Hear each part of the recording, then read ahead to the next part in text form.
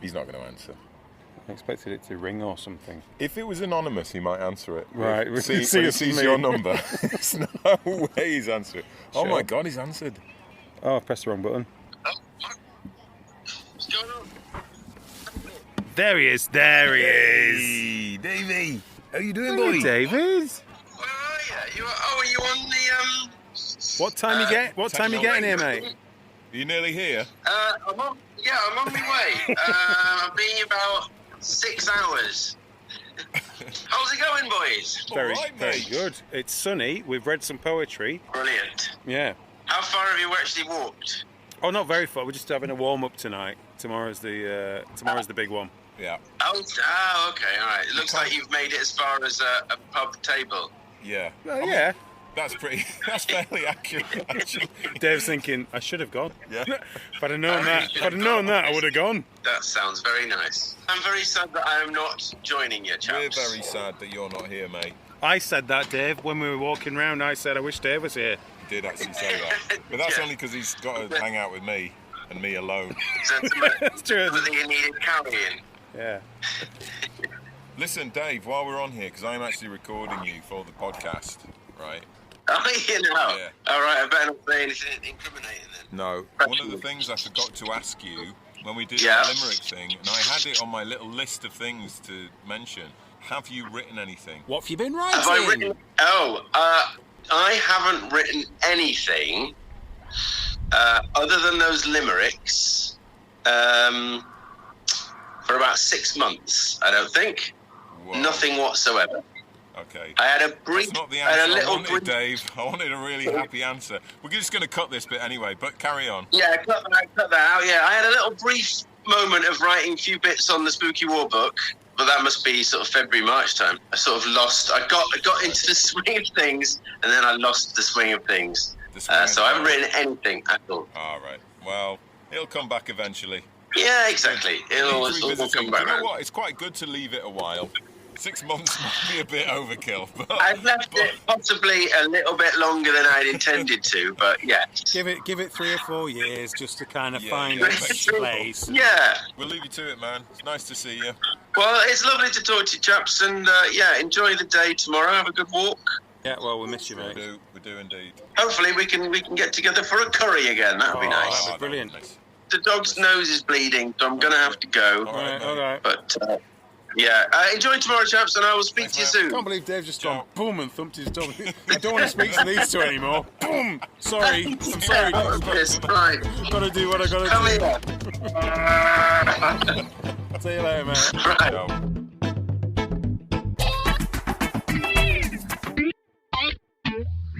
So Tom and I have been out and about, haven't we? Yeah. We had a blooming lovely weekend, and unfortunately Dave couldn't make it, hence the phone call. Much missed. Yeah. But no, we had a good time. We should tell. Well, should we tell people where we've been? We shouldn't. I don't know. Keep it a surprise because it's for a later episode. Should we give them, how about we give them some clues? All right. Okay. What do you reckon? Yeah. Go on then. Okay, so one of the episodes we've been out and about recording is mainly poetry based, and it involves, I'm going to give you an anagram Oh. Okay. that's very apt for that clip of Tom and I in the pub. A true ale. There you go. So if you can work out what word that gives you, then you're halfway I there. can't work that out, and I was there. Well, that's good. Makes it even more difficult. Yeah. And the other episode we were recording is going to be about, okay, what connects these 3 things? A town in Kent on the Medway, St Mary's Church, Scarborough, and Kate Bush. Is that a good clue? Pretty easy, that one, yeah. Bit too Yeah. obvious? If anyone's listening, you've not got that. Yeah. Shame on you. That is so easy. Come on. So, yeah, we've got a bit of a Dave fest today. We've started with a bit of Dave. Yeah. We've got a bit of Dave in the middle. Dave's in the interview as well, yeah. Yeah, and we're finishing with a bit of Dave as well. And Dave's doing the reading for us. For all you massive Dave fans out there. All those massive. I know there's a lot of you with Dave T-shirts. Yeah, Beardites. Will be That's happy today. Bear the files. So today we're having a chat with Jack Meggitt-Phillips, who is a children's author. He has written a series of books about a Bethany and a Beast. So we thought we'd have a chat with him about him making it big and writing for kids and other stuff he does and his favourite authors and all kinds of stuff. So that's coming up. But before that, we should really ask a quick question, John. Obviously, we got Dave's answer previously there, which was literally nothing for ages. But, I thought we were going to get away with that then. I thought you were going straight into the interview. How's the writing going this week? How's the writing going this week, John? How's the writing going? So I haven't done a lot, I'll be honest with you. Mm-hmm. But I've been very busy with podcast things. That's my excuse this week. Right. I don't think anyone wants to hear your excuses, John. They don't, do they? I literally don't care. I've How done you very been little. writing on I'll it? be honest. I've done very little. What about you, Tom? Have you done anything? I've had a little tinker. It's have you? quite interesting, actually, because I think I've been quite good in a way in that I've carried on through a point that would normally stop me and I'd just stop doing it. Oh, that is So I good. think that's quite a good thing. What point is that exactly? So still outlining the story, pretty much nearly finished it, but just things are getting, when you think, oh, I don't know if that's right, and then that'll change that. And just remembering. So basically when it gets difficult. Yeah, but just remembering it doesn't matter. This is just a first draft plan, so just crack on. Yeah. And then it'll all come out in the wash. So it doesn't have to be perfect. Yeah. So it's like not letting perfection get in the way of actually doing something. That's good. So yeah, that was quite good. Do you know what I have been doing though? Which this doesn't quite count as writing, but I have been Scrolling on toilet walls in pubs. No. Good. I've been doing a lot of reading. Okay. I've been reading some Raymond Chandler. Is that the one off Friends? Raymond Chandler Bing? Yeah. No. So yeah, as sort of research for writing crime, I figured you should probably aim high, and so that's what I've. We should get him on the show, shouldn't we? Let's do that. Yeah. He's probably his agent's number is on the internet somewhere, so we'll see if we can contact him. But maybe we'll talk about him a bit later on when I've read a bit more of him. But I've never read any before. Never read any Raymond Chandler. So I thought that needs doing. That needs doing. Yeah. So yes, maybe we talk about that later. We've got a crime writer coming up fairly soon. So maybe we tie all that in together. Yeah. Anyway, should we crack on with this interview? It's interestingly, you were talking about being a failing writer. Well, you weren't talking about being a failing writer. I just put you in that category. Just doing that myself. But he was laughing at us for being. There you go. Yeah, that's better. But you're a middle grade children's writer, and I've got a little confession. We had a children's author on the podcast a while ago called Adam Bushnell, and that was the first time I'd heard the term middle grade.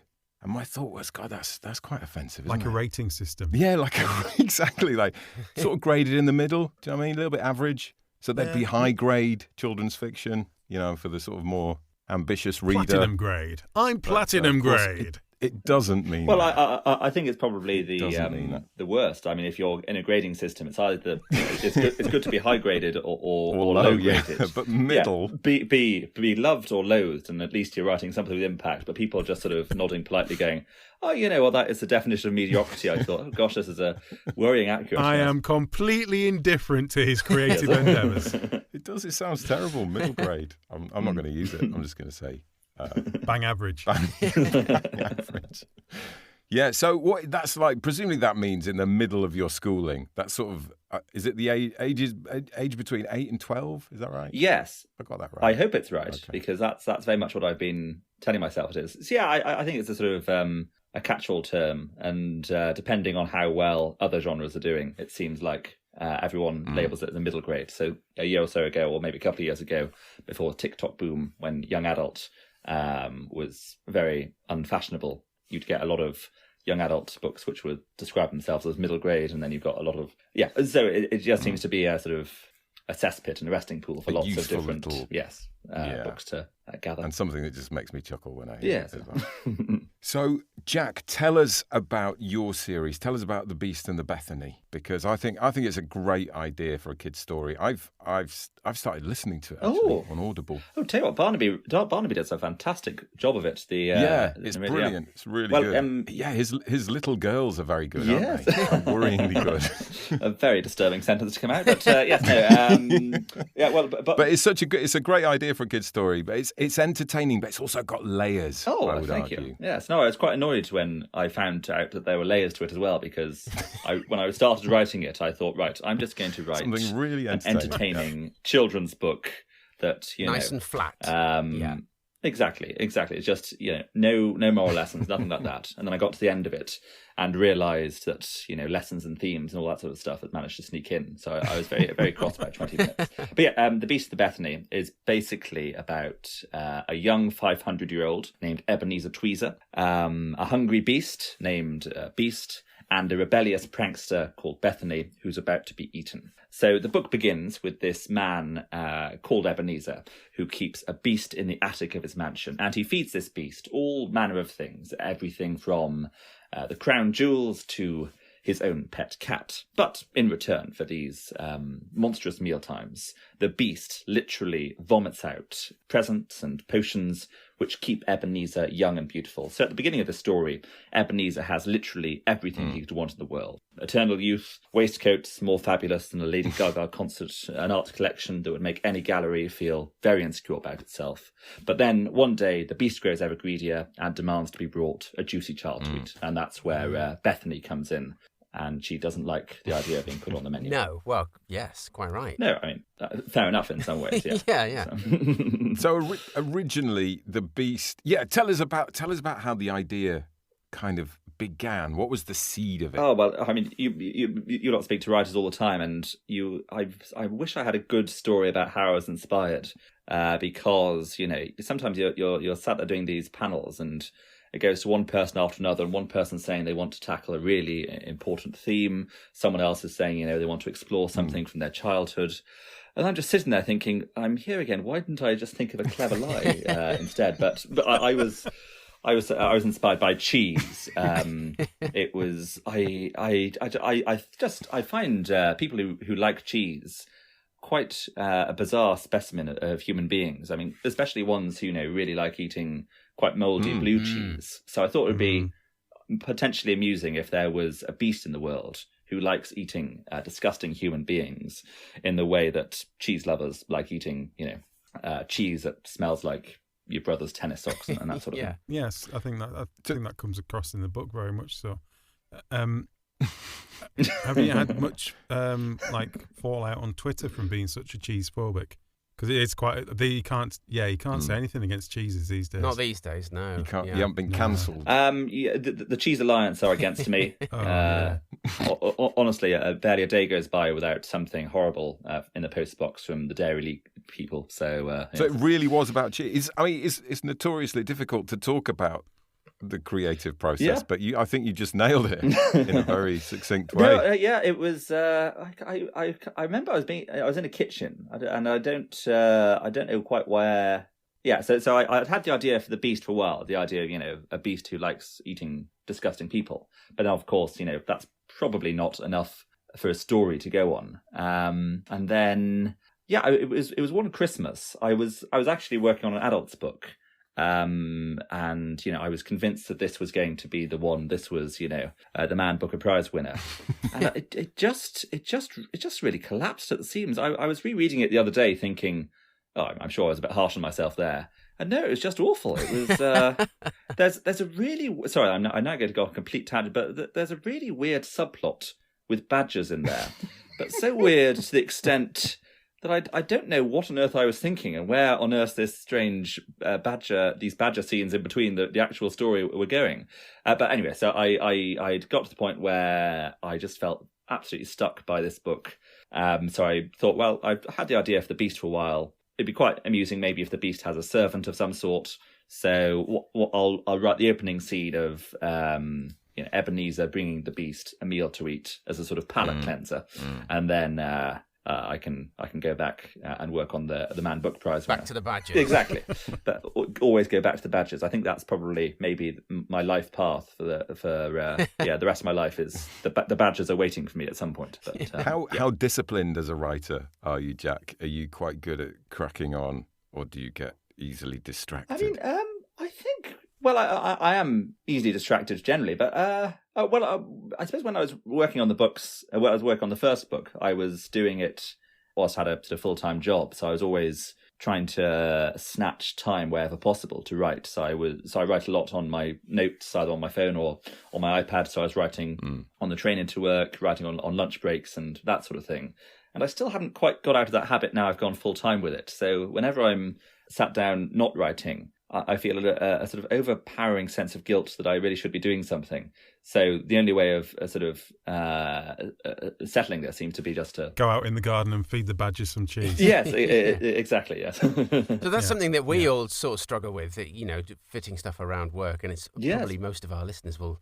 Well, both of our listeners will feel the same way. But so, what is the day job? What was the day job? What was it that was keeping you from writing? Well, I did a couple, but the one I was working on, the job I had just before sort of The Beast and the Bethany sort of got accepted for a publishing deal. It was working for a PR agency, and the people were lovely, and the bosses were very nice and everything. But I realised I was becoming quite good at a job that I'd never really wanted to do.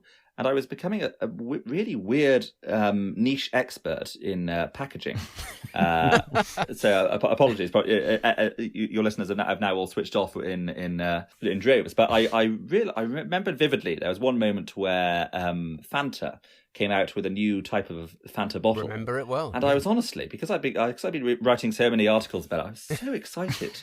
And I went, oh my! I actually let out a little gasp. Then I saw myself in the computer monitor getting excited by a Fanta bottle, and I just thought, right, you've got to find a way of somehow writing even more, because you need to try and dig a tunnel out of this. Otherwise, you're going to be really good at writing packaging, and then you'll look back and think, possibly I should have gone for something that I wanted to do. Can we live slightly vicariously through your moment of euphoria when you got the publishing deal, which was a huge deal, wasn't it, for an unknown first time bottle fetishist? I'm having a nasty feeling I'm going to have to rewrite my bio after this podcast. Just badger aficionado, bottle fetishist. It's going to, the children's festival invitation is going to dry up pretty quickly. But sorry, there are a few reasons we can't invite you this year. It was the most surreal sort of week. I mean, I'm sure you'll know, you spend all your time writing thinking, if I can convince my grandmother to read this, it'll be a victory. And then when I got the email through, it was quite, my agent had a very bad case of tonsillitis at the time, so he could only speak in a sort of very raspy Darth Vader voice. So she tried calling me, but I couldn't understand a word of what she was saying. At one point I thought she was maybe, we'd only be working with each other for a couple of months, but I thought she was, calling to professionally dump me because, the Darth Vader voice sounded far from friendly. She's, I'll email you. And then when the email came through and I saw the deal, I just had a bubble bath. Too much information possibly, but I would just... Was it matey, was it? Or Fanta. Fanta, yes, Fanta bubble bath. Yes. Yeah. And I just didn't know what to do with myself. I just all the good work of the Fanta bubble bath disappeared. I was just sweating profusely, and then just sort of going, oh my goodness, as well, probably more fruity words, and because it was a massive deal, wasn't it? It had a lot of numbers. Yes, it was bizarre. Well, it was it was a really real whirlwind of a week, and I went back to the PR job the following day, and then people say, oh, how was your night? And I just went, Yep, fine. I thought I can't. Yeah, no. Anything big happened? No, not at all. I had a bath, then went to bed. Nothing else. Because I thought surely this is going to fall through before we have the meeting. And then that day I got a call from apologies. It's not intending to be a braggy story, but it was just a surreal sort of week. And then there was I had a call from David Heyman, the Harry Potter producers, and they said they wanted to adapt the book into a film. Yeah. And I got that call on my lunch break.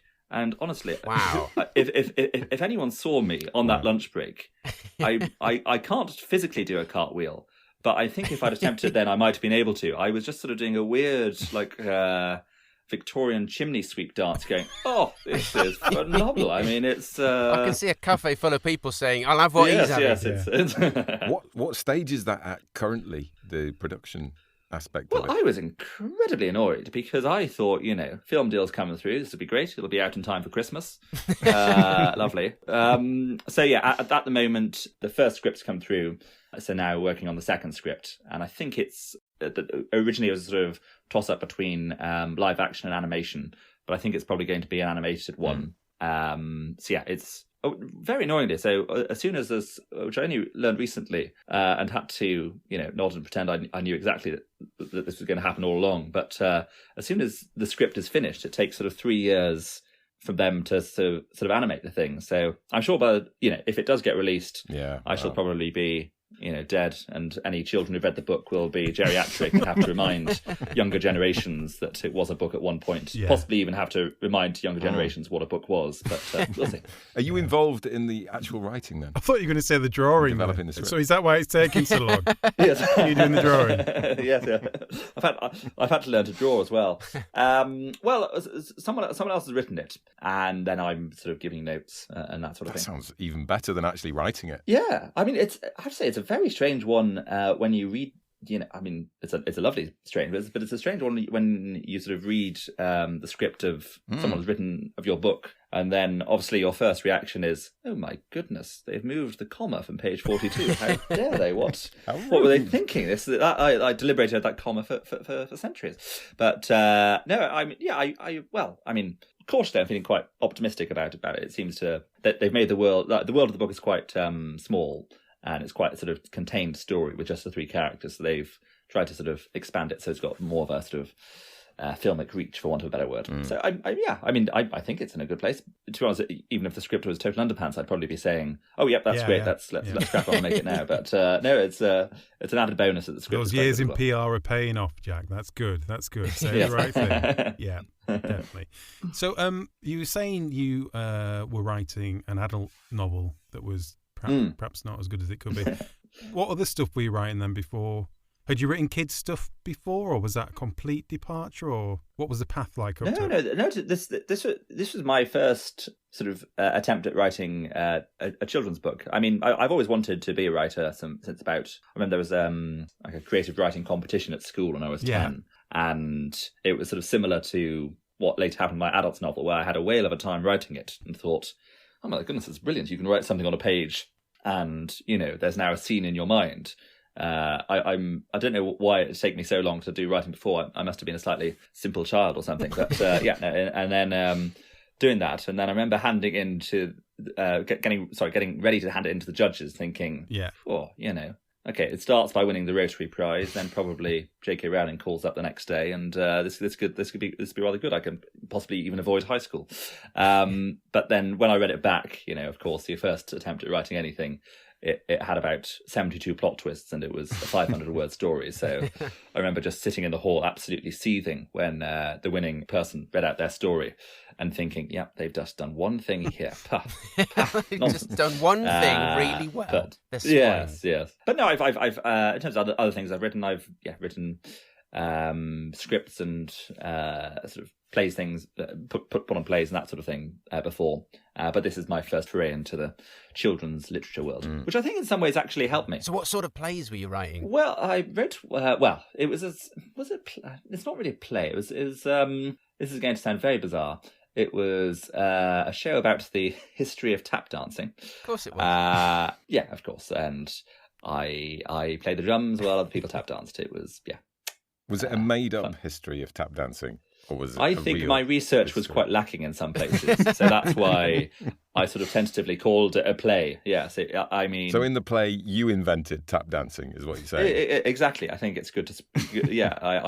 I wanted to cast myself in the role of Fred Astaire, Gene Kelly, and every tap great. But, it was suggested by the people I was putting it together with that maybe just sitting behind the drums and doing that might be better. But yeah. So do you feel like when you did come to write The Beast and the Bethany, was that like a conscious decision to write a children's book, or do you feel like, that was it found you rather than you found it, if you know what I mean? Yes, I mean, it does feel, a tad sort of pretentious to think that way, but I think it does. It just sort of, as soon as I started writing it, it felt like, oh, this is the right thing. It was like something clicked. I mean, I loved reading the Lemony Snicket books. That was the first sort of series of books that got me into reading. And then as I was writing this, I was thinking, oh gosh, if I can somehow create, something entertaining enough to get reluctant readers like I was at one point, forgetting that they're reading a book and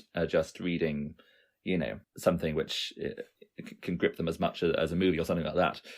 So yeah, as soon as I started writing it, I was having an awful lot of fun with it. I have to say, because the book's got a slightly, it sounds very bloodthirsty, but generally it's a comedy. But because it had this sort of bloodthirsty edge of, will or will a child not be eaten by the end of this book, I wasn't really thinking, gosh, this is going to be a commercial winner. I was just thinking, I'm probably going to submit this, and people are going to say, that's very nice, but please never send us anything again, you weird psychopath. But no, so it was a very pleasant surprise that, first getting the agent in the first place, that was almost as much as a high as getting the book deal as well, just because, I'd submitted other books to, agents before, and, if you get, an out of office reply, that's about as much contact I had with them before. So it was, yeah, I mean, I wish I could say it was a brilliant master plan, but the only indication I had that maybe this book was different from the others I was writing was that I had fun writing it right until the end of the book. Yeah. Did it sort of feel like you'd found your voice then? Yes, it did. I think also just having, some of the limitations of writing a book for children, namely that you can't, have Quentin Tarantino-esque, levels of violence, and you have to almost leave some of that off the page. That makes you a better writer by implying it rather than saying it. So I think that definitely helped me. How long does it normally take you to write a Beast and Bethany book, or does it vary? Yeah, it varies massively. I mean, I again, I'm just going to come across the most naive person really, but I thought after writing the first one, when it got commissioned for the series, I thought, oh, well, the book should be easier to write afterwards because, the world's set up and the characters are set up.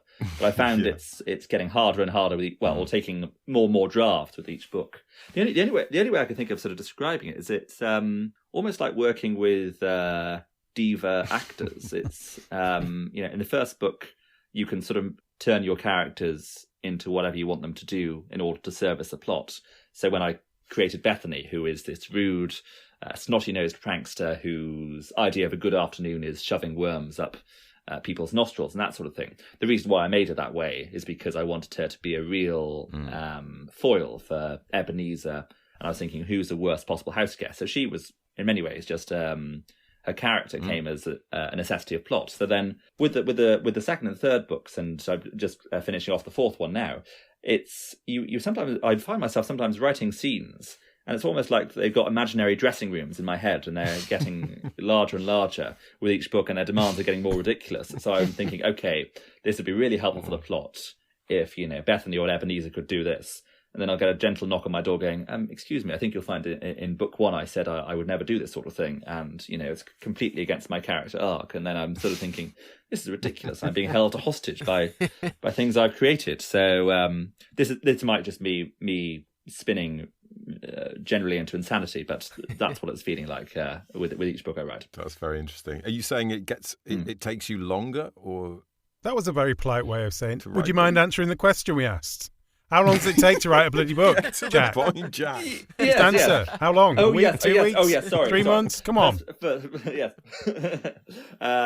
It takes me probably about a month to get the first draft down. Oh, wow. It's quite sharp, but quite quick. But it's a lot of, that's it if the draft behaves itself. But then, for example, the third book, it took me about a year because I wrote 2 different books. And it took me a while to realise, oh, no, this is what should happen next. Yeah. I see. What? Not simultaneously. It took you. You wrote one, it didn't work, so you started another. Do you mean? Yeah. I find it's easier if I can try and write the whole thing, even if I know it's not going well. I think if you can just flush out the bad ideas. I've heard a few people say that. As quickly as possible, then you can get to the new one. That's quite a disturbing idea. Writing a book and then throwing it away, but almost that's like the embryo somehow of what will become the actual book, although it's quite different. Yes, it's it's nice that I've got the sort of luxury of time to be able to do that. But also each draft you flush away and you sometimes lose good scenes, it still tells you more about the characters. Yeah. So even though the characters are divas, I now feel like if I put Ebenezer, Bethany, and the Beast in a room together, or I could put them in any sort of situation, whether it be a coffee shop, a train station, wherever I put them, I sort of know what they're going to say and what the rhythm of their chat is. And I think that's probably been helped by the sort of failed books. Yeah. Mm.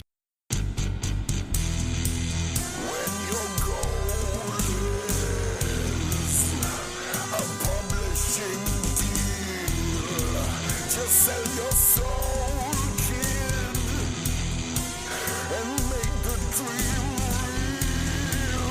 You don't need to toil with writing at least to reap all the spoils. Just feed the beast.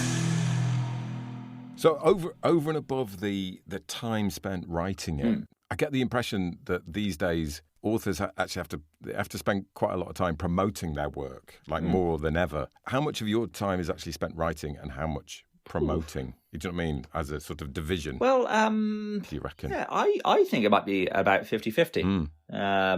Because I think particularly with children's books, it's probably the same with adults books as well, though, but you sort of constantly have to replenish your audience because they have the audacity to grow up and become YA or adult authors. Cool. So, Yes. So you got them hooked. But that brings with it every few years. That brings with it a completely new audience for your old books, doesn't it? So it's like yes, exactly. Yeah. So originally I thought, right, I'm going to just chase my audience around. Next, I'll write a YA, then I'll write a new adult and an adult, and together we can, I can read the next story while we're in the retirement home together. But it's a huge amount of sort of promoting that goes into it as well. But fortunately, I mean, I think they are very much different skill sets. I know some authors who absolutely hate doing not hate, but they'd much rather be spending all their time doing the writing rather than having to go out and do school events and that sort of thing. But I quite enjoy the performance element, I don't know, of going out and killing off one of the beast's meals in front of children. Yeah. Oh, thank you. I imagine when you're doing like book signings and chatting to your readers and stuff, I can imagine as a kids writer that's probably quite a lot of fun some of the time. But do you have any like favourite moments that spring to mind when you've met your readers? I can remember vividly the first book I signed, which was it was so my first book came out in lockdown, so a lot of it was virtual visits and that sort of thing at the beginning. Of course. And then I went into my first, real life proper school, and I was, had a few nerves because I thought, well, up until now I've just been able to sort of read the script on the computer. Now it might be a bit rude if I just ask one of the children in the front row to sellotape the script to their head or something. But yeah, so I was there, and then this adorable little girl came out of her classroom, and she was barely the size of like a broadsheet newspaper, that sort of level of height. And then, she was sort of stumbling over words. She said, "You are my absolute favourite author. I can't come to you. I want not invited to your session," because she was younger. And but I've got my book. Can you sign it?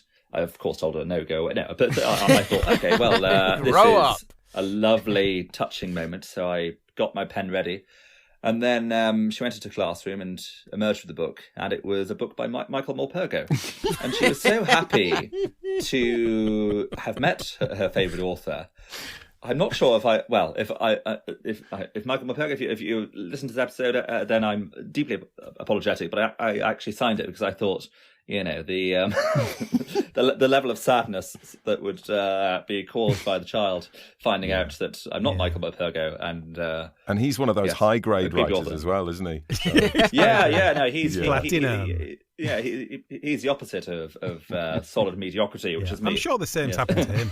Have you had any less than favourable reviews from the children? Point. Kids are renowned for just speaking their mind, whatever's in there, aren't they?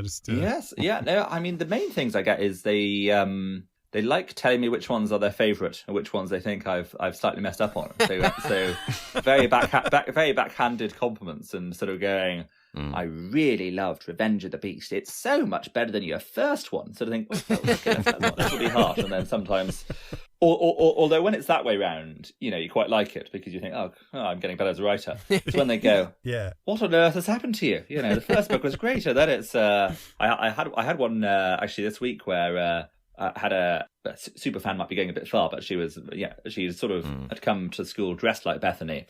And then she said, I've got a present for you. So I thought, this would be fantastic. Maybe it'll be like one of the teas in Ebenezer's tea pantry or Lovely Waistcoat or something. And then she'd created some homemade edible beast slime.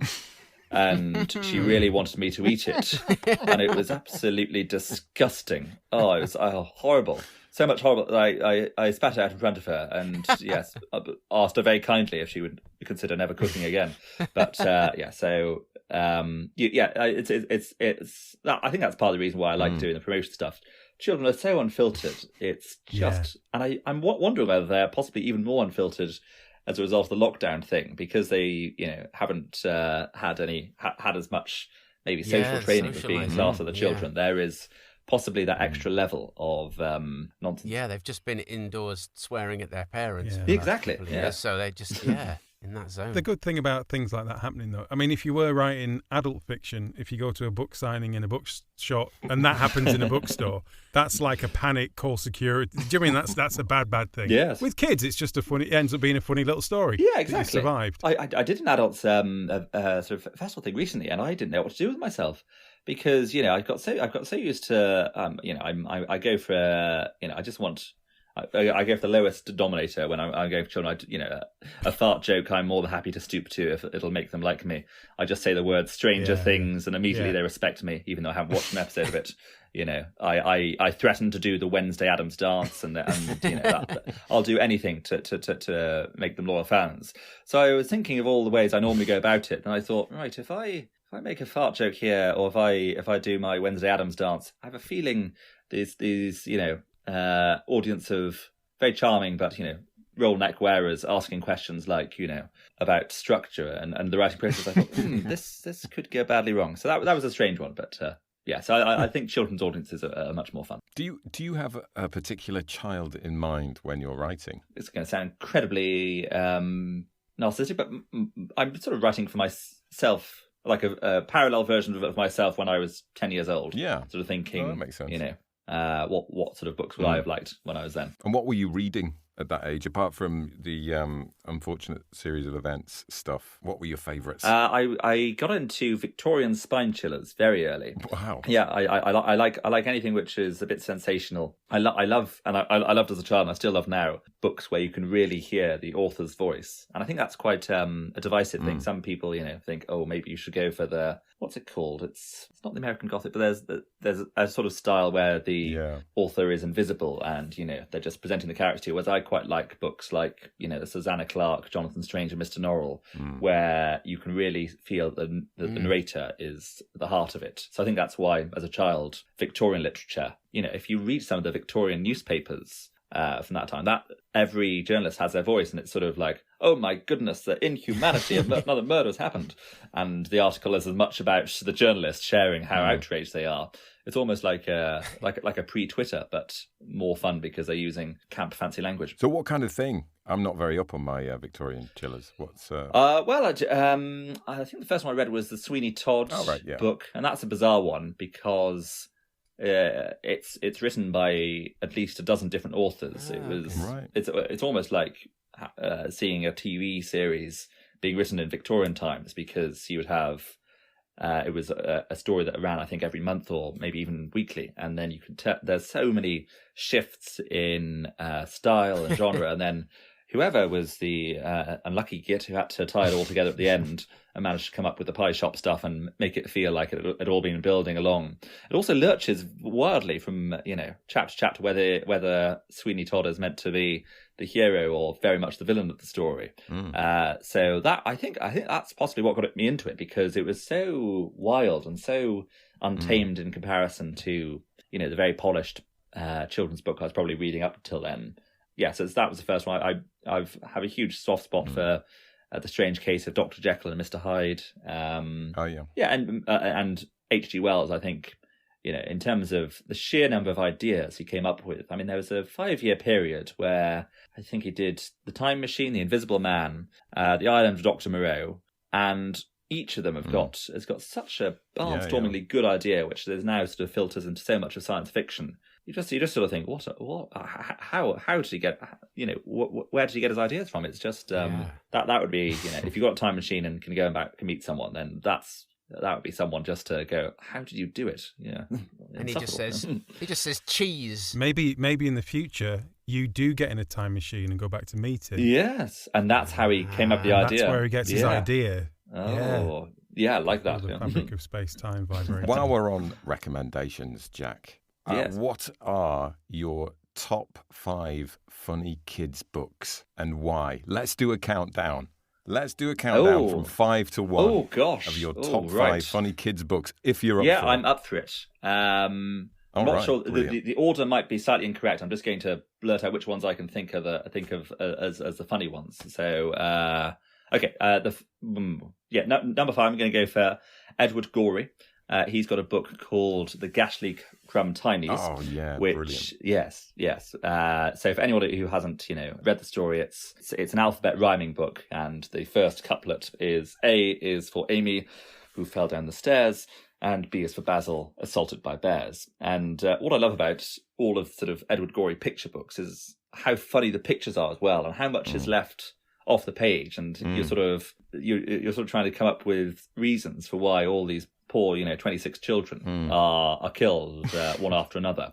That's very sort of Victorian as well. There's sort of Victorian quality to those. That sort of etchings, the sort of black and white. Yeah, kind of like pencil-y ink. And the subtitle for it is After the Outing. So I've always thought on rereadings of it, maybe it's like a Final Destination type thing before its time, where something happened on the outing where they should have all died.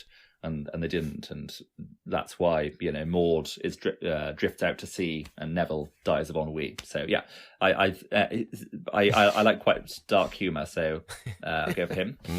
That's a good one. I'm trying to think of where I could go for. I'm going to go completely the opposite way. There's a fabulous children's author and illustrator called Laura Ellen Anderson, and she's done. She's probably best known for a vampire series she's done called Amelia Fang, which I think is going to be turned into a TV series pretty soon. But she's got another series out called Rainbow Grey, and it's about it's set in a world where people can control the weather, and the villain is scary, but also so very amusing, because her weapons of choice are things like tornadoes, so tornadoes made of knickers and that sort of thing. And then they've got the main hero of the story, who is Ray Gray, has a cloud cat who is charmingly useless, because the cloud cat is a bit faulty and keeps on exploding at random intervals. So right when you need a perfect sort of standing, the cloud cat just sort of puffs into thin air.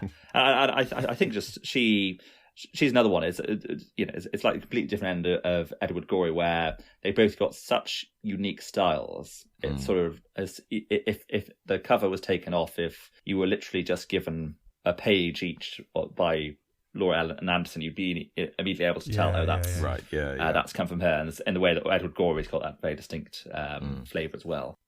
The next one, I'm going to give a very, it's going to sound like a very high class sort of book. It's called The Day My Bum Went Psycho by Andy Griffiths.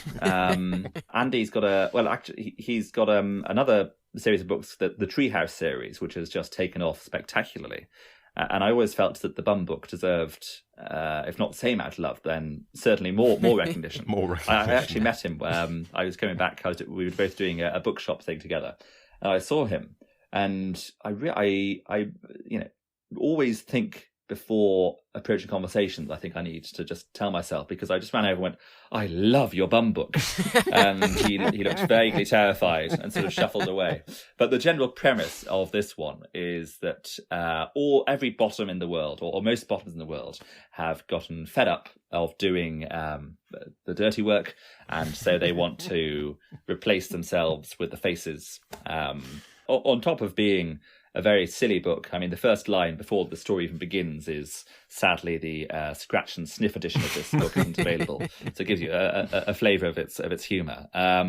It's also a very well written story, and you feel genuine indecision about whether you're on the bum side or the side of the protagonist as well. I think I've probably said bums too much now, so I'll move on to something else. There's a book that's just about to come. I mean, this is one of the very nice things about, which again I was quite sort of naive entering sort of book world generally, as you get sometimes sent books before they're released, which I that's was cool. just Do you get free copies? You get free stuff? yeah, it's great. Oh, It's yes. I mean I'm yeah. So there's a book which has just come out by an author called Jenny McLaughlin called Stink, and it's about it's about a very naughty fairy. It's not one of these ones, a typical idea of a fairy. It's a very stinky, rude fairy who likes eating wood lice, and instead of having a stallion, Stink the fairy rides around on pet rats. But I think it's, I always think comedy works at its best when it's not someone being mean to each other. It's someone trying to do something nice for someone else and it going spectacularly wrong. I think that's sometimes the I think that's why P.G. Wodehouse works so well. Is quite often the funniest jokes are when a character really thinks they're helping the other person and just making life increasingly worse. Absolutely. So the main driver of this one is Stink the fairy is trying to do something good in order to get enough fairy nuggets in order to be able to buy something. So she keeps on trying to do good things, and then it just escalates and escalates, like any fantastic comedy, until you've just got the most brilliant set piece finish. So yes, that was very good. And it got me out of a reading rut because I'd been reading very creepy short stories, and then this book got sent to me. So I thought, I'll just read a couple pages, and then I was just hooting so much it just put a spring in my step. So that one, brilliant. Was that number 2? I've lost count now. This is good though. Keep going. Final one. I'm going to go for The Underpants of Chaos by Sam Copeland and Jenny Pearson. Because as two authors, they can share. Individually, they both write fantastically funny books, and then this is one that they've worked together on, and they've each written. I think Sam's written. It's got 2 main characters who are investigating a series of shivers happening in a school, and the shivers basically make things go wrong in peculiar ways. So when one of the shivers happens, everyone starts ballroom dancing and doing a lovely cha-cha for no reason, but they have no recollection of it. And then the next time they get invaded by an angry army of military chickens. And so these increasingly bizarre things happen, and that only 2 characters can remember these from happening. And so they form an unlikely detective duo. So the chapters are each told from the first person, and each of them is basically going, well, clearly I was the better detective here, and this other person is clearly my Watson. And I think I just thought it was very clever, and some solid jokes there. So yes, were you a little bit jealous of that one? Is that why you saved it? I to be honest, I'm a little bit jealous of them all because I mean, I think I'm definitely inspired much more. Well, one would hope so. That by books where you think, oh, they're really doing something there. That's clever. I love anything which has got something slightly different, whether in the plotting. I'm quite interested in ways to subvert structures. Anything which has either a dual narrative or more of a puzzle box formation, that always intrigues me. He likes silly things where there's a decent chance that one of the children could die. Fart and then die, ideally. Basically, yes. I was hoping to try and conceal that, but yes, I think maybe I should reverse my order and put Gashti Gramtines on top, because in that one I get 26 deaths. So I think maybe, I think maybe there's a twins who die that as well. So maybe I'm getting 27 dead bodies. That would be good, isn't it? Brilliant. Well, thank you for that. Thanks for that rundown, Jack. If we have a go at writing a children's story as a little task for the podcast, oh yes, have you got any pointers? Are there things we should avoid doing, like common pitfalls, and maybe what your tips for success are? And a 6-figure publishing deal. Well, I think sometimes the main problem I find in children's books that either I didn't engage with as a child, or sometimes I read them now. I think just trying to start. I think that's probably true of all stories. Trying to start the story at the latest possible moment. So don't give us too much build up. Exactly. Yeah. With children, you're literally competing against so much for their attention. Yeah, true. If they're not gripped by the first 2 pages, then a bit stuffed. Whereas if you're, I think possibly if you're, I mean, it's probably true with adults books as well, but if you're writing something for adults and they've decided to make it, they're going to read it, they'll probably give it 2 chapters. Where as children, if they, I've sometimes been in classrooms where I've seen a child pick up a book, read, they couldn't have, unless they're speed readers, couldn't have read more than 2 sentences, yawned, and then threw it away rather disparagingly. So I think trying to go that. I think it's quite. I think children like reading about adults more than there are books about adults. I mean, I remember as a child, as well as loving my Victorian literature stuff, I would much prefer watching something like Blackadder to something on CBBC. So I think because it felt like, I'm seeing a glimpse into the adults' world. Even Bodger and Badger. Oh, actually, no, I take it all back. Bodger and Badger was fantastic, but I would say Bodger and Badger are both sort of adults. Right? If the story was all about Mouse, then you'd be. Actually, one of my most prized possessions is a signed Bodger and Badger poster. There we go. Fascinating fact for you, but maybe that was where the Badger incident started. Maybe for that book. Oh, there we go. Was there mashed potato in that novel? Oh, there we Badger go. loved mashed potato. I think sometimes when people go into writing a children's book, they think, I'm going to set it at school and I'm going to tackle lots of things. Yeah. Whereas if when I'm choosing a book I want to read, the last thing I'd want to read is about someone who's a children's author and goes around getting force-fed slime by children. I'd like to read something completely different. And I think children feel the same way. If they've just come back from school and they pick up a book, unless it's, as well written as Matilda or something, they're probably not going to think, oh, great, another book about school. Yeah. Good tip. Excellent. Yeah. Thanks, Jack. Perhaps we should do that challenge then. Or shouldn't we? We should have a go at writing. We should. Do you think it's better to? Do you think we should write something that is its own little thing, or do you think we should write the beginning of a children's book? Ooh, I think you should try and write the most intriguing first chapter to a children's beginning book. of it, yeah. And never give anyone the rest of the book, so people are just left hanging off the edge of their seat going, what? Keep them wanting more forever. The intrigue will build to such an extent that you can drop them, one chapter every 5 years and sit back and laugh menacingly. That's a great idea. I love that. Like the George R.R. Martin of kids fiction. Well, it works in a strange way. You look at Adele. She's released a remarkably similar album 3 times, but she keeps people waiting for them for so long. People are hanging off the edge of their seat for it. True. Is that an awkward pause that signifies we've run out of questions, boys? Or... I think it might. I've got one last one. Have you got more questions, John? No, I was intrigued. I haven't actually had a chance to listen to it, but I noticed you do a podcast as well called The History of Advertising. Yeah, I listened to that. So you obviously still do have a fondness for the world of marketing.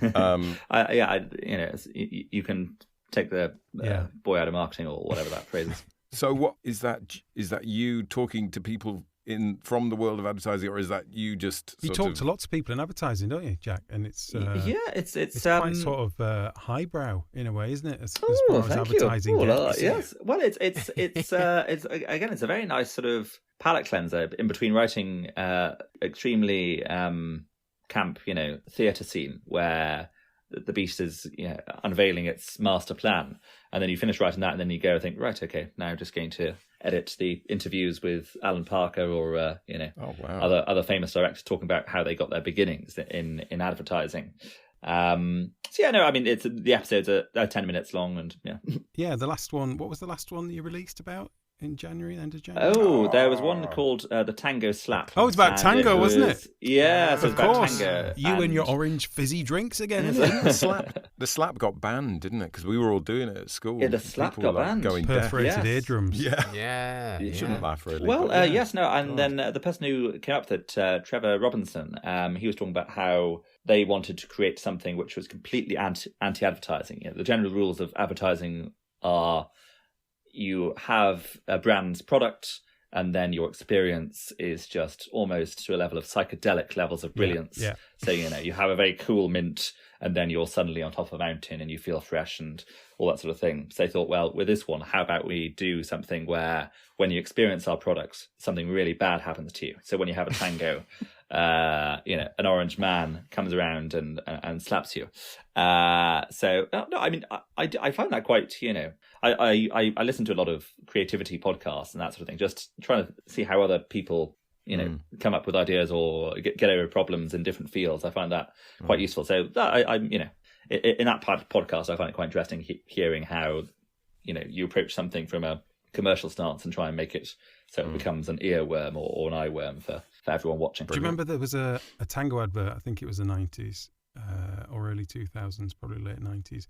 I think it's for Blackcurrant Tango with the guy in the office, the head of Tango. That's right. Who then goes on a mad rampage, walks around, ripping his clothes off as he goes. Yes, that one's a good one. I was going to say mildly xenophobic, but in this day and age, quite xenophobic. I think it's probably fair to the French. And he ends up on a cliff edge on the White Cliffs of Dover, basically, with the boxing ring, challenging Sebastian to come and have a fight. Oh, that's great. Yes, no, it's it's so interesting here. I think the way things are advertised reflects so much about social history and all that sort of stuff. Accidentally, I've ended up learning probably more about history than I would have done if I'd bothered to start learning about it. And it's some of the really. I mean, this day and age, you hear ads made for things like Oxo or something like that in the 50s or 60s, and you watch them now and you think you're watching some terrible play with where someone's been gaslighted or something, and it's just a normal scene in life, and then go, well, if you don't want your husband to speak to you like this, then put Oxo in your cottage pie and you won't have to deal with any of these problems. So no, it's a very interesting one. Yes. What are you all writing at the moment? How's the writing going? Oh, Jack. Well, silence. Yes. So no, but so the thing. Well, I think that's a nice place to end the interview. I don't think we need to be asking those kind of questions. Thank you, Jack. Thanks for coming on. Brilliant. Thank you, Jack. Well, yes. Thank you so much for. Thank you very much for having me on the podcast. It's been lovely. And good luck with all of the new books as they come out. Thank you very much. And you too. Good luck. Yes, one day. One day, one of us will finish one. Right, so you can see this one here, lovely bit of kit with the deluxe flux capacitor, and also has room for a carry-on bag or, a small dog. Not sure. I just wanted basic time travel, none of the extras. Ah, right. Well, got just a thing for you. This is the EasyJet Ting Across Time and Space Machine. Dirt cheap, dead basic. Only drawback, it doesn't always take you exactly where you want to go. Now, it just sort of drops you somewhere, and somewhere nearby. Ish, I know it sounds naff, but have you got anything middle grade? Well, there is this one, just as your standard time travel. Right.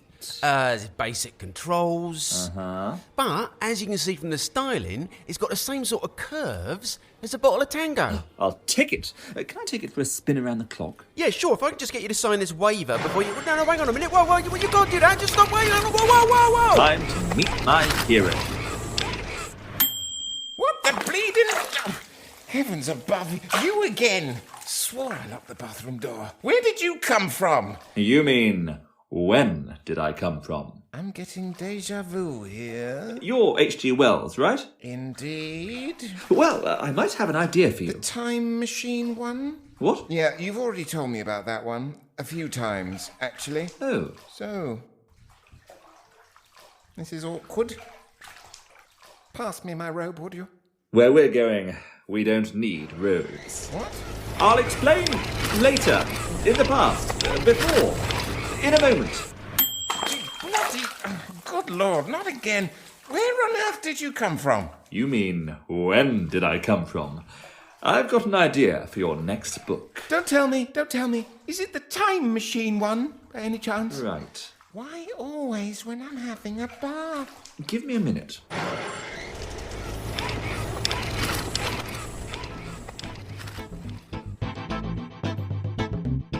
Hey, listen, before we talk about anything else, I just want to play you something, Tom, because as part of my Stanislavskian research into H.G. Wells, in order to get into character, which you did, in a deep way for that sketch, I came across this. This is H.G. Wells talking. Nowadays, in almost everything, mankind changes, discards old things and goes on to new things. We no longer wear the wigs and swords of our great-grandfathers. We no longer travel in stage coaches or on muleback or horseback. You channeled a little bit of that, but you couldn't go full because then people go, what? That'd be too distracting, wouldn't it? Yeah, exactly. So I just gave it a little tiny bit of it. Yeah. Isn't that amazing? I've never heard why would anyone speak like that before. Apart from if you cast your mind back, actually, John, when Dave gets really excited and does his catchphrase. God, you're right. Quite a similarity. It's very similar. How do you like it? It's got the same timbre, hasn't it? It does. But yeah, that really made my day when I found that. Yeah. I don't know why I expected H.G. Wells to be, have a lot of gravitas in his voice somehow. Yeah. But then, wouldn't it be hilarious if through history just people spoke like the people that you didn't expect to speak like that would do that? Yeah. And it makes you wonder, like, if Hitler spoke like that, would he have had less success? Do you mean, like, it's true. Do you mean, would it have been Alexander the Great, different, or Abraham Lincoln or something like that, or how much difference that makes to? I suspect they didn't speak like that. Which is possibly why Joe Pasquale has never fronted any kind of never run for prime minister. Organisation. Yeah. Possibly. Yeah. Although I hear he speaks very highly of you. Anyway, what have we got next? Well, hang on before we move on even further. So, are we officially setting a task here of writing? Well, obviously, you're writing a children's book anyway. So definitely. You're already writing one. So yeah. Whoa, let's do that task. That sounds good. Yeah. The first chapter. I don't know. I'll have to do a different one, won't I? Because I don't want to do the one I'm doing. Why not, though? First chapter. Don't give away my idea, John. You won't necessarily give it away in the first chapter, will you? No, he's giving. Yeah, completely giving away. It literally gives it away. But yeah, we should. I'm up for that, though. I fancy writing a first chapter, middle grade kids book. Let's do it. As long as it's middle grade, we don't want to go high grade or low grade. Let's go middle. Oh, no. Really average. Bang in the middle. Bang in the middle. Perfect. Okay, let's do it. Can we move on now, please? Yes, we can, Tom. Yes, we can. Because it's time for another exciting instalment. I can't think what to call it. I've run out of whip puns. Whipping yarns. That's good, yeah. How about that? Whipping yarns, where we ask our gullible and foolish listeners to send in a sample of their work for us to cast our knowledgeable eyes over and give our considered critique of their work, helping them along in their journey to becoming published authors, no doubt. Without doubt. So this week, Mark Robinson has kindly sent in some work. A novella. A thriller that he said he would pitch as Dial M for Murder meets Final Destination. That's quite intriguing, though. It is, isn't it? It's quite a nice thing because it's kind of like quite a classical piece plus something quite sort of sensational and yeah, intriguing. Should we hear a bit? Yeah, take it away, Davey.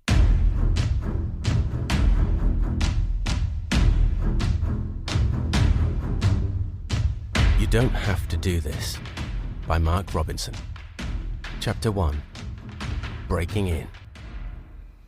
When Sean Lewis reached the perimeter fence, he already knew he was a dead man. After everything that had happened those last few days, he'd pretty much accepted the fact. In his head, for all intents and purposes, he was lying in an ICU bed, allowing machines to do the breathing for him, until the point at which a doctor would walk in, reach for the wall, and pull the plug. In this context, what he was about to do actually made sense. Dressed all in black, breathing hard, Sean wasn't breaking out of somewhere, but breaking in. The woods surrounding the mansion were strewn with litter and tangled police tape. All the gawkers and rubberneckers, media and press were all long gone. On the other side of that 10-foot fence lived the man who everyone wanted. Everyone always wanted him. But right now, Sean wanted him for a whole different reason. He took a breath and looked up through the branches at the top of the fence. The moon was out, but nowhere near full. Enough light gave out for him to see by. He checked the nearest tree, reached out and took a branch with one hand, then pulled up to catch the top of the fence with the other.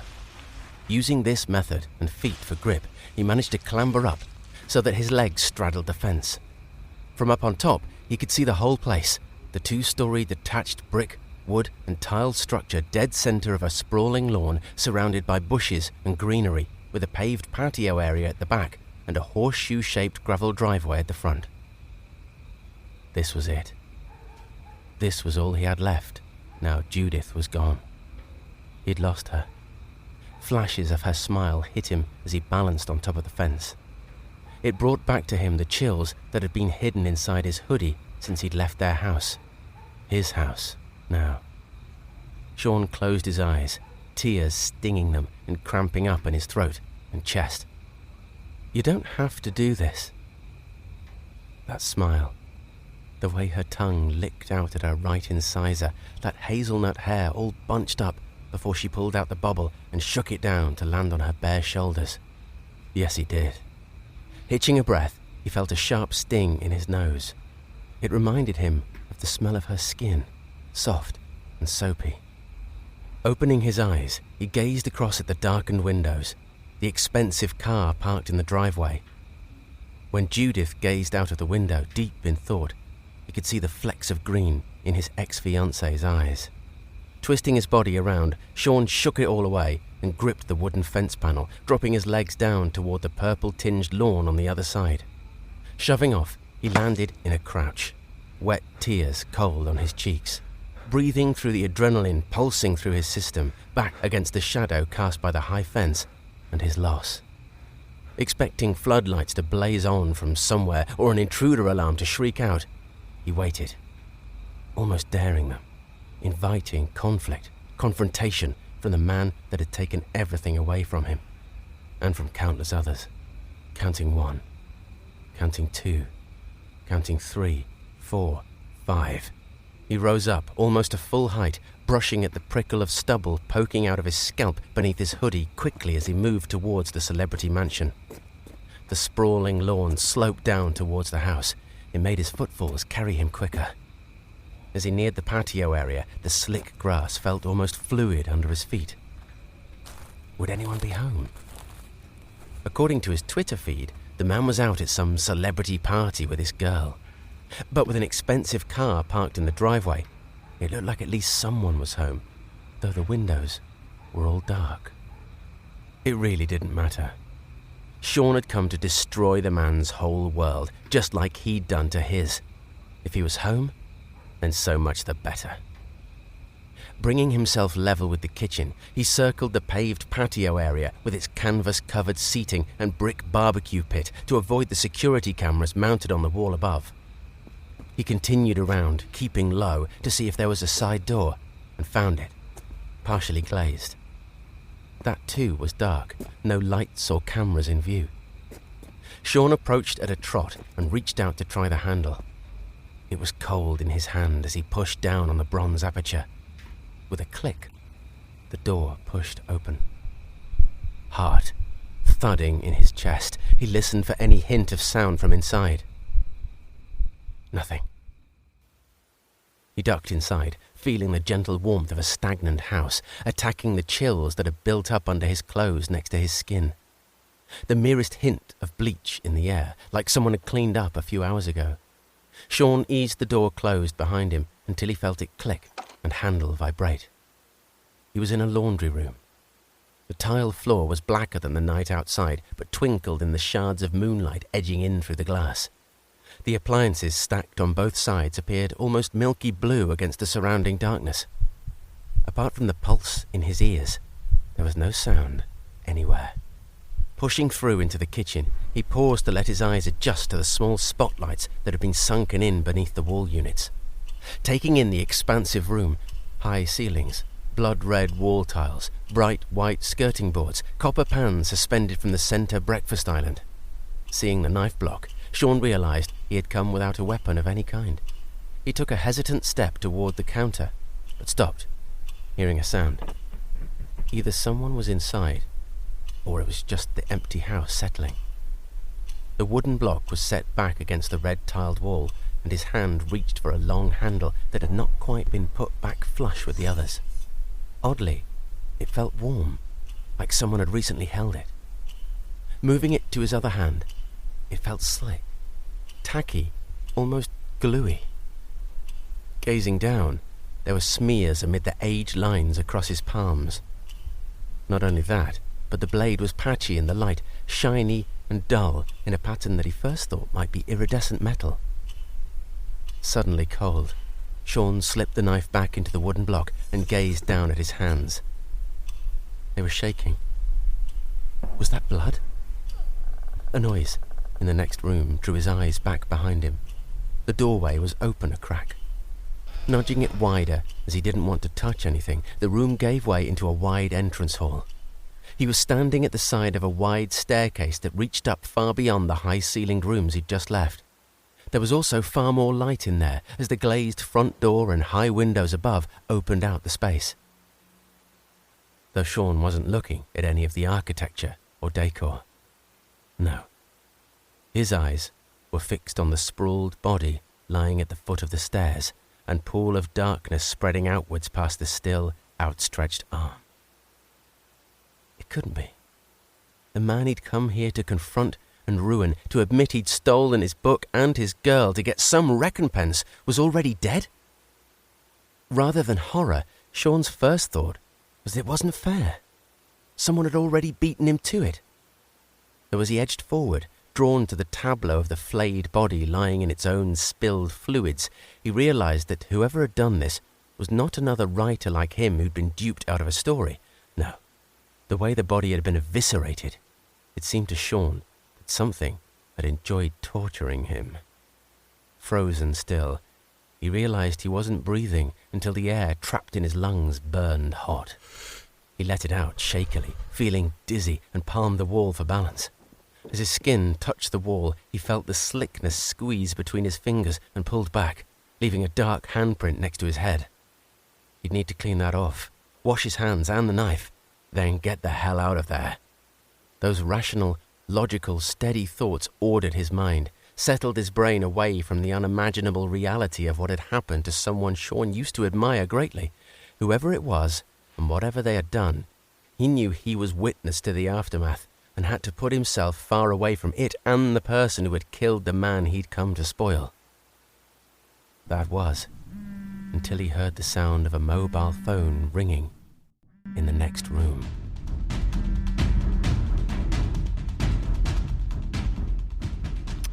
Dave. There's Dave's little squeaky little voice there. Was that Dave or was that H.G. Wells? It's difficult to tell sometimes in the difference. Very right, similar. should we just say lots of things about it and hope that... So far, people seem to be thinking that we're saying reasonable things. Scarlett from last week got in touch and said thank you very much. She was quite pleased, I think, with what we said. Yeah, and kind of echoed what she maybe thought and stuff. So that's going to come to an end, isn't it? Probably. Apologies, Mark. You may be the crashing end to our success story. We might get this completely wrong.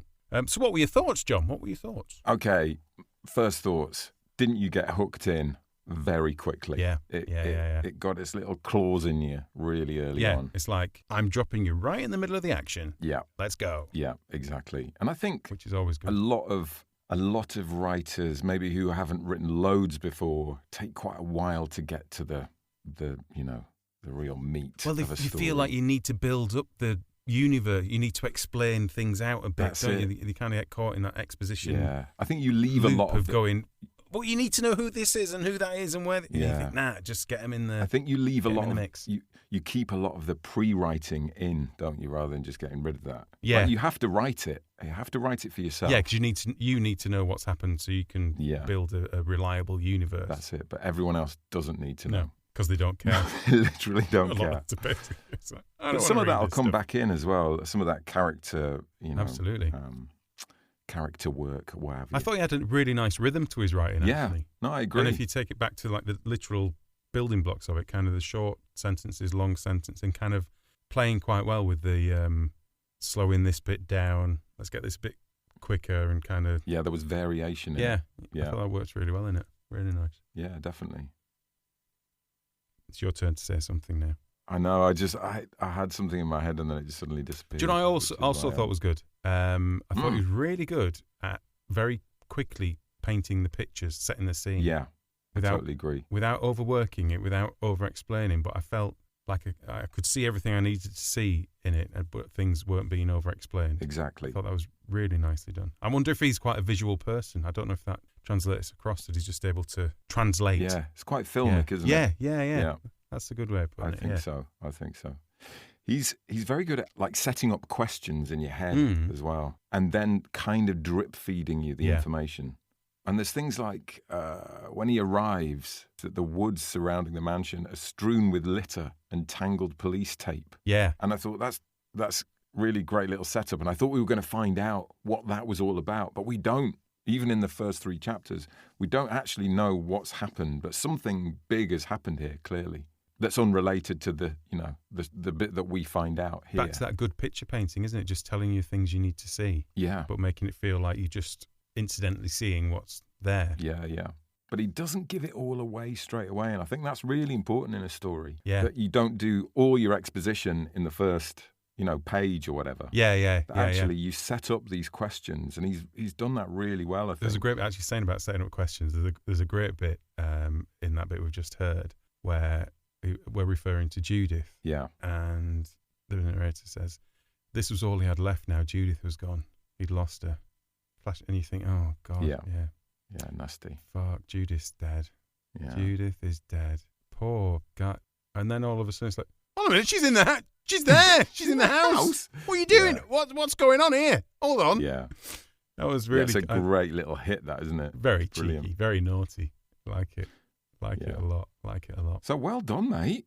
This is good. So Yeah. I think he says it's 20... What did he say? It's 20,000 words or something? Yeah. 19,700 word count for that novella. Send us the rest. I want to read it. Yeah. Genuinely would like to read the rest. Yeah. So, yeah. Can I give some negative constructive criticism? It's a teeny tiny thing, and I don't know if it's just a me thing. And it's probably maybe the stage that this is at in terms of how many drafts or whatever. Drafts or edits it's been through and stuff. I felt there was a few bits in it where just the sentences could be whittled down. Yeah, I know what you mean. Just tightened, really. I want you to be more specific now, Tom, because... well, one line I picked out, and it's just... And it sounds like teeny tiny things, but I think it makes a big difference to the overall perception of the quality of writing, if you like. So there's a line where he's describing our protagonist. Dressed all in black, breathing hard. Sean wasn't breaking out of somewhere, but breaking in. And taken as one line, this seems like a particularly petty, minor, doesn't really matter either way, but I think if this is done all the way through, it just tightens it up. So rather than saying dressed all in black, just drop the dressed, so it's all in black, breathing hard. Maybe that's a me thing, but it doesn't need all the words in all of the sentences. I think it could be whittled down a little bit. So what you're saying, Tom, is you'd like to get rid of one word. Yeah, I think that word has ruined it for me. Unfortunately, it lands in the first paragraph. So the whole story is broken. Yeah, you hated it after that. Ugh, I mean, yeah, kind of gave up to there, fine, but it's just a unnecessary word. No, I think there's just something, it's hard once you've written something and that's what you're seeing. Just to no, I think that's... I don't know if totally it's right. something from our radio advertising days, actually. We're so used to just hacking whatever you can, yeah. I think it's a good thing to do in writing. If you don't need the words, they don't need to be there. Yeah. When you're trying to squeeze a client's 40-second message into 30 seconds, you become very good at really getting rid of words that aren't doing any work. No, I would agree. And reading Raymond Chandler at the moment, he is so good at that. Yeah. Like, you can tell he's gone over that and over and over and over, just taking words out. I think that's the thing. It's virtually impossible, unless you're a genius, to write like that up front. I agree. It is something that needs to be done going back in, isn't it? So rather than dressed all in black, breathing hard, Sean wasn't breaking out of somewhere but breaking in, becomes all in black, breathing hard, Sean wasn't breaking out but breaking in. Yeah. And there's just a different, it's just had the fluff taken out. Yeah. Still delivers the same thing, but it's just got a bit more pointed, it's a bit more soluble for the reader. And as long as you don't lose the meaning, it just has a bit more impact. It's such a minor thing. It's really hard when you take one sentence and try and describe it. It's such a minor thing. You think, well, that makes no difference whatsoever. But if you go through a whole thing like that, it does make a difference to the feeling of reading it and what have you. I would also argue it is a stylistic thing as well, because there are some writers who are incredibly flowery, aren't they? Yeah. And that works for them. You know, I think it is probably... They almost add words in on their third draft. Yeah. So it's, and it does depend. It's a subjective thing. Depends what people like reading as well. Yeah, you're right. Mark, ignore me. Ignore me, Mark. Carry on. Whatever. John says it's fine, so that's fine. Just an opinion. I said it's just an opinion. No, That's what I would do. Take it or leave it. I prefer that way of writing. Not precious. I would agree with you, Tom. Generally speaking. I think you can do that. You can always go and put stuff back in as well, isn't it? It's like if you want to then add, you've got space to add words that then work harder. But there's just so. I think that's probably Dressed All in Black is actually a really good example of how in language we write so many words in that just don't need to be there. That if you say all in black, we don't think he's painted himself black. Or do you mean there's no misunderstanding about what's going on? So however you look at it, dressed just doesn't need to be there. And I think it can thin it out. But no, overall it was... it's just another person who can doing write. This work in progress thing is becoming a little bit depressing, if I'm honest, John. Do you know what I mean? It's like, that's quite good as well. Yeah. Oh, look, here's another good one. You're seeing all these people as your competition now. In a way, yeah. And you think, can you not be a bit shit? Because, obviously we were hoping people would send stuff in and it would be rubbish and we could just openly mock it on the podcast. That was the crack, wasn't it, really? Yeah, that was the whole idea to start off with. Yeah. Maybe, hey, Tom, maybe we put a call out now for only stuff that's really shit. Please send in terrible stuff. Please send in your works in progress if they're really bad, please. I mean, it's great as well because it's lovely seeing things that people have worked on and obviously have some passion behind it. It's like kind of they created it and it's great. But I love this little feature. I hope it runs. Yeah, I'm enjoying it. Do you not find it depressing? No. I think probably aren't you a nicer person than me? Yeah, I think that's basically what it is, Tom. It might be, that might be the... I think I don't feel like I'm in competition with them, maybe, unless I read something which sounds a bit like something that I would write, and then maybe we'll talk. Yeah. Someone sends one in and you go, oh, that's a bit like mine, but that's probably better. Yeah, exactly. If it's got talking trees in, right. I'm getting cross. No, I'm getting angry. It's fantastic, isn't it? Seeing the spread of what people have got going on. It's just it is. It's brilliant. Keep it up, people. But then at the same time, heartbreaking that most of these probably won't see the light of day in any significant way, and just that there's thousands of people with writing really good stuff out there that just doesn't. Well, they wouldn't have seen the light of day, but Tom, now they will. Now they've been on the Failing Writers podcast. True. That's true. This is the beginning of some big stuff. So look out for it. Thank you, Mark, for sending that in. That's Mark Robinson. Yeah, cheers, you don't have to do this. His novella. I thought you were saying to everybody else, you don't have to do this. You don't have to send in your whips.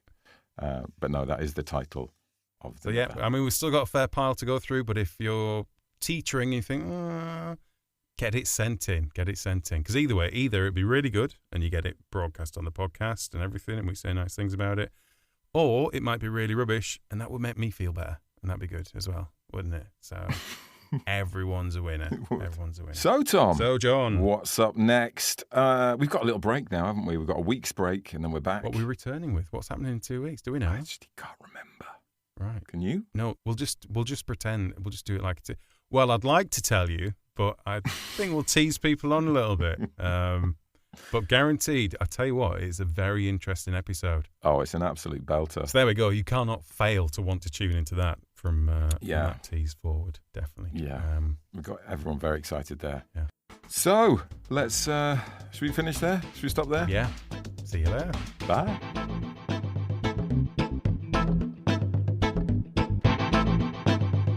And there's things like when he arrives at the house, it says, have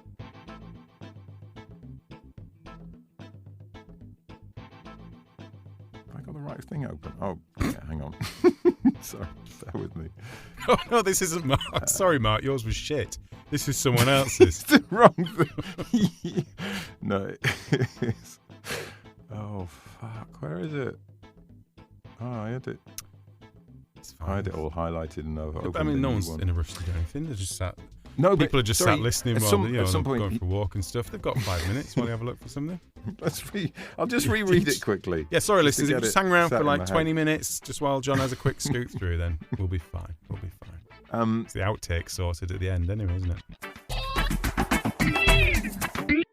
Hello. Hello? Where's everybody gone?